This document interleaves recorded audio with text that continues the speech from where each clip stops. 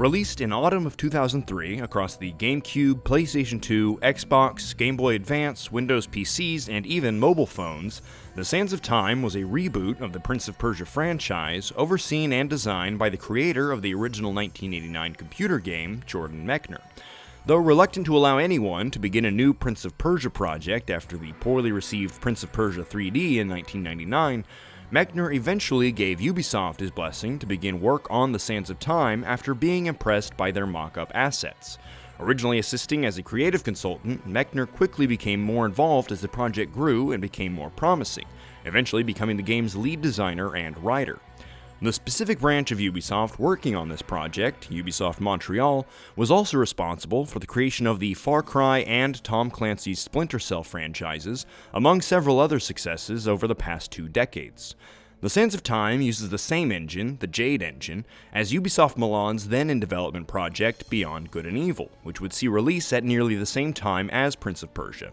The Montreal team elaborated on this engine by adding more animations for smoother walking and running, as well as tools that allowed for realistic movements of cloth and glowing lighting effects that created a magical aesthetic.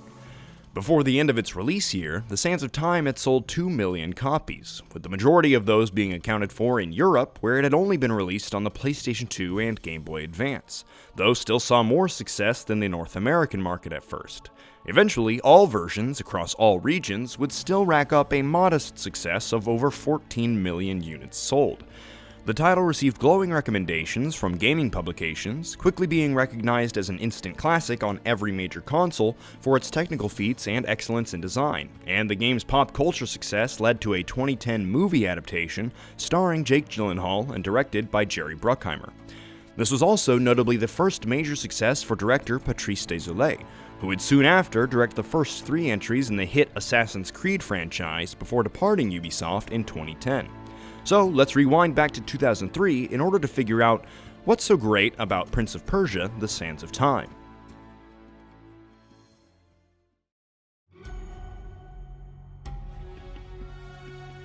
While writing the script for The Sands of Time, Mechner built on his original inspirations from 1001 Nights after reading the Persian epic poem Shahnameh.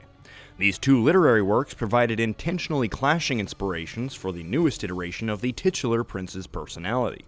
Speaking of, our playable character and protagonist, the prince, will narrate over the game sometimes, speaking directly to the player, though quite earnestly, without breaking the fourth wall in an uncharacteristic way. This style of narration also befits the source material of the frame story in 1001 Nights, with many narratives often being told within each other with a blend of past and present narration. The audio quality may be notably aged by modern standards, but the voice acting is good, and you can easily tell what is being narrated by the modern prince and what is being said by the prince we see in action during the recounting of this adventure. In the opening cutscene, we're shown an attack by a medieval Persian kingdom against a village in India. As the prince narrates over the action, he shares that he disagrees with his father's greedy attack. At the time of the attack, however, the prince went searching for the legendary Dagger of Time as a trophy to prove himself as a warrior to his father. After locating the artifact, the prince is coerced by the king's nefarious vizier into releasing the Sands of Time, thus transforming the king and most any living thing within range into malicious, unthinking sand monsters. During production, the team at Ubisoft Montreal worked through countless different versions of the game and story before settling on this final version. The subtitle, The Sands of Time, was the first aspect of the game to be created, and the story was originally built around it. After this story became convoluted enough to impede other aspects of development, the team returned to the subtitle and determined 4 pillars of design to present that concept. These pillars were unity of time and place, occurring in a single palace over 24 hours, acrobatics, referring to the gameplay and a setting which could benefit from said style of movement, combat, having monsters within the palace that increased the pace and sense of action within the game, and rewind, giving the player the ability to turn back time. First, let's take a look at that acrobatics section, as it may be the most notable and memorable aspect of the game's entire experience. The developers at Ubisoft boasted that the prince had the largest moveset of any character in a 3D action adventure at this time, due to not only his elaborate acrobatic techniques, but the total 750 animations used to blend all of his possible movements together. The prince will automatically climb ledges up to roughly chest high, though anything taller will need to be explicitly attempted by the player entering a wall running mode in order to scale high ledges or cross wider gaps. If two walls are close enough to each other, the prince can take a running start and wall jump the rest of the way up. You can also jump off walls during combat if pinned into a corner in order to flip behind your combatant. While climbing cylindrical columns, the player only turns by 90-degree angles, so there's no confusion as to whether or not you're facing the right way for a precarious leap. In a similar vein, it's easy to flip around a ladder if you've climbed up the wrong side, or turn around the corner of a ledge without some weird ritual of repositioning your character during an already precarious situation. After just a little practice, the player will find themselves very comfortable with controlling the prince between his abilities of running, climbing, leaping, dropping, swinging, and various wall-related actions as if it were second nature. The next major pillar of development, combat, was an early focus during the game's production due to how memorable an aspect both fighting and swordplay were within the original Prince of Persia. The combat is fun, engaging, and smooth, with the majority of the swordplay and even the way the player dodges all being very similar in style to The Legend of Zelda: The Wind Waker, though with a few of its own advancements and stylistic flares.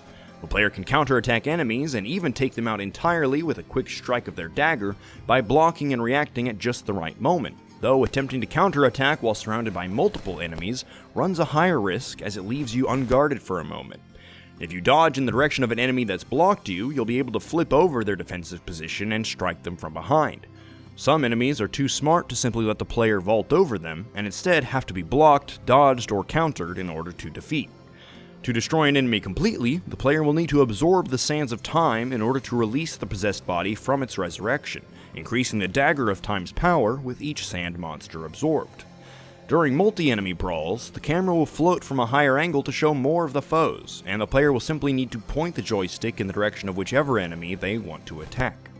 By the end of the game, the combat does feel a bit similar to old-school beat-em-ups like Double Dragon or Streets of Rage, wherein the fights are fun to witness and comfortable to control, but eventually you're just fighting wave after wave of the same 6 characters with their own memorable patterns and weaknesses.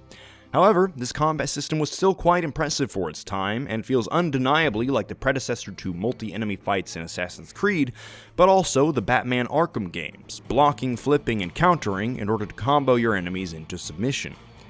Whenever the player makes a lethal mistake, such as falling to their doom or taking heavy damage in combat, they can rewind time once for every sand tank they have filled.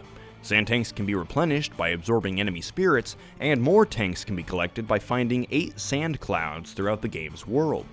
The use of a rewind feature removes as much of a need for healing items, and gives players as many second chances as enemies they've defeated. If the player is relying too heavily upon the rewind function, then they'll inevitably run out of sand tanks and lose the current fight, restarting from the nearest checkpoint and forcing them to rethink their strategies and available mechanics. Aside from rewinding into the past, there are also a few chances to see into the future. At the save points at the beginning of each chapter, visions will play that demonstrate the upcoming abilities that the player will gain during that segment, and we're teased with the sorts of parkour and combat combos that the prince is actually capable of if all of his abilities are utilized in this playground of an environment. Repeating these visions after booting up the game again also provides a way to catch players back up to speed on what they should be doing for the next chapter of their adventure. Rooms within this game's palace setting were expanded beyond a realistic scale in order to make the world feel impressively large as it wrapped around even the widest camera angles. It also causes the palace to feel eerily empty as the prince spends the majority of his time alone on this quest for redemption. Sweeping shots of each new area are often presented in a way that clues the player in on how to proceed, especially in conjunction with the visions shown at each checkpoint. The rooms, courtyards, and other various segments of the palace feel spacious in a way that can be appreciated much more easily than earlier third-person adventures, thanks to the lack of fog and wider camera angles whenever players are leaping between the rafters. While the action is reminiscent of Tomb Raider, the visuals and overall experience are much more grand thanks to more advanced technology. On a whim, the player can choose to play in either third-person or in predetermined landscape angles, switching freely at virtually any time. The player can also switch to a first-person view while standing still for a closer look at something. Sometimes the landscape camera can give you a better sense of your surroundings if you're having trouble getting around an obstacle. Personally, I actually wish there had been a way to set the game exclusively to landscape mode, maybe outside of fights or something. The landscape angles give some great views of the game's intense climbing and ledge-clinging action in a way that feels true to Prince of Persia's action platformer roots. If left to its own devices, however, the camera will change dynamically to showcase the prince's, as well as the player's, impressive movements and combative abilities. The game's art style has allowed it to age well whenever you're not looking directly at a character's face, but everything has an excessive amount of blurring and softened edges to obscure everything and blur the era's limited textures and visual effects into one smooth image. The dust, fog, and beams of light present throughout every corridor of this game clearly convey the desert setting and give this palace and its many dungeons and tunnels a pleasant degree of antiquity. The soundtrack was composed by Stuart Chatwood, the bassist from Canadian rock band The Tea Party, and more recently, the composer of the Darkest Dungeon video games as well. Rock music was mixed with Middle Eastern rhythm to produce the game's soundtrack without explicitly using Persian music.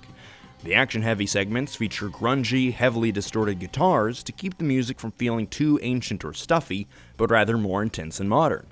There are some great uses of recurring musical leitmotifs for various characters and locations that aid in the game's thematic unraveling and cyclical storytelling as related to the concept of time.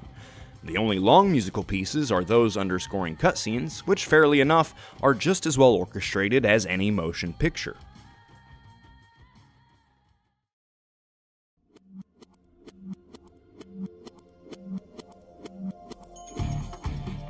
The combat feels like Zelda, the puzzles feel like Tomb Raider, and the setting, climbing mechanics, and partnership aspect all feel like Ico. Though many of these features have their own tweaks and improvements to fit back into the universe that inspired many of those games to begin with.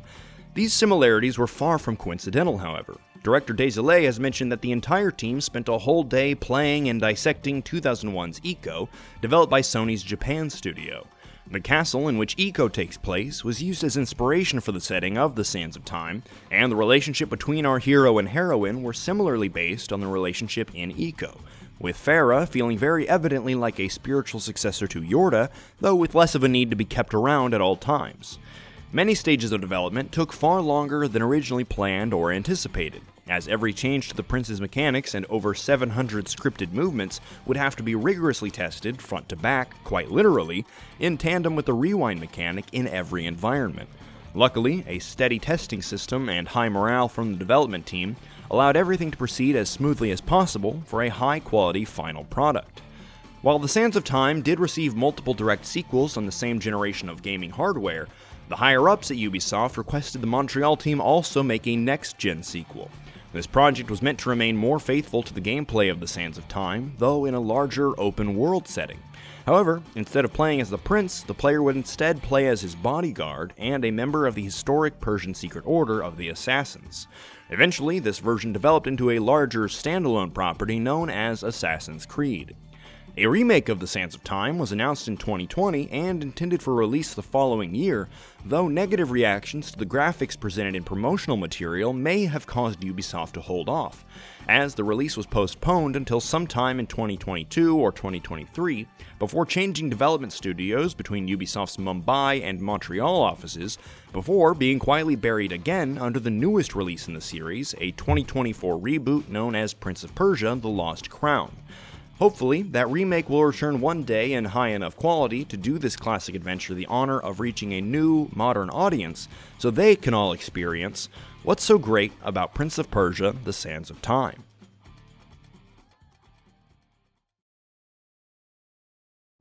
Thank you all for joining us on this episode of What's So Great About Gaming, as we took a look back at Prince of Persia: The Sands of Time. If you want to support the channel, be sure to like, subscribe, ring the bell, and do whatever else the algorithm demands of us to keep up with our favorite content. Also, consider joining our gaming community on Discord or watching bonus videos on Patreon. If you want to hear what's great about another game, check out the link to our last episode, Pikmin 2, on screen or in the description. And let us know your thoughts on The Sands of Time and what games you'd like to see in the future. Thanks again for watching. Now go play a great game. We'll see you next time.